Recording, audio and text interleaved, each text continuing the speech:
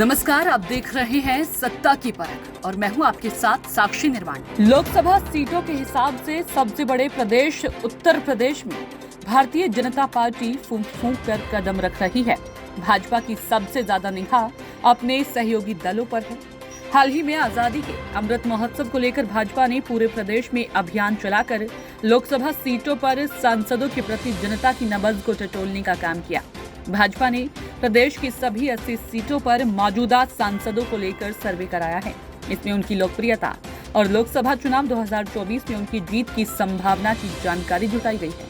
भाजपा के सर्वे में करीब 2 दर्जन सीटें ऐसी मिली है जहां पर पार्टी की स्थिति अत्यंत कमजोर दिखती है।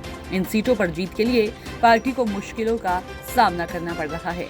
ऐसे में पार्टी उम्मीदवार को बदलने की भी रणनीति बनाई जा रही है। भाजपा 2024 के चुनाव को लेकर कोई रिस्क नहीं लेना चाहती है। पार्टी की ओर से मिल रहे संकेतों ने सांसदों की दिल्ली मुख्यालय दौड़ को बढ़ा दिया है। यूपी के लिए भाजपा ने चुनावी रणनीति साफ तौर पर तय कर ली है। मिशन 2024 के तहत पार्टी सभी 80 सीटों पर जीत की रणनीति पर काम कर रही है। ऐसे में भाजपा की कोशिश सहयोगी दलों से बेहतर समन्वय स्थापित कर चुनावी मैदान में उतरने की है।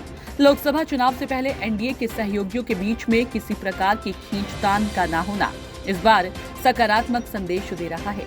दूसरी तरफ विपक्षी गठबंधन इंडिया में सीटों को लेकर दावेदारी बढ़ने लगी है। सूत्रों के अनुसार यूपी के सीएम योगी आदित्यनाथ ने प्रधानमंत्री नरेंद्र मोदी के साथ मैराथन बैठक कर कई मुद्दों पर विस्तृत चर्चा भी की। बैठक में अयोध्या में हो रहे निर्माण कार्यों को लेकर प्रधानमंत्री ने कई जरूरी दिशा निर्देश भी जारी किए हैं। इसके साथ ही यूपी के लोकसभा सीटों के बारे में भी जानकारी ली गई है। भाजपा का पहला लक्ष्य 2014 में जीती हुई सभी सीटों को वापस हासिल करना है।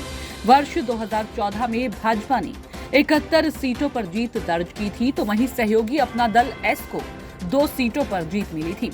वर्ष 2024 के लोकसभा चुनाव में भाजपा की यूपी की हारी हुई सीटों को रेड जोन में रखा है। साथ ही जिन सीटों पर सांसदों का परफॉर्मेंस खराब है उसे भी रेड जोन में रखते हुए तैयारियां चल रही हैं। भाजपा के अंदरूनी सर्वे में वर्ष 2019 के चुनाव में जीती गई फिरोजाबाद, बदायूं और इटावा जैसी लोकसभा सीटों को रेड जोन में रखा गया है।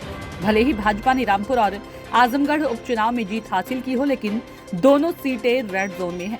रेड जोन को ग्रीन में बदलने के लिए विशेष तौर पर रणनीति तैयार की जा रही है। बेपरवाह रहने वाले सांसदों का टिकट इस बार कट सकता है।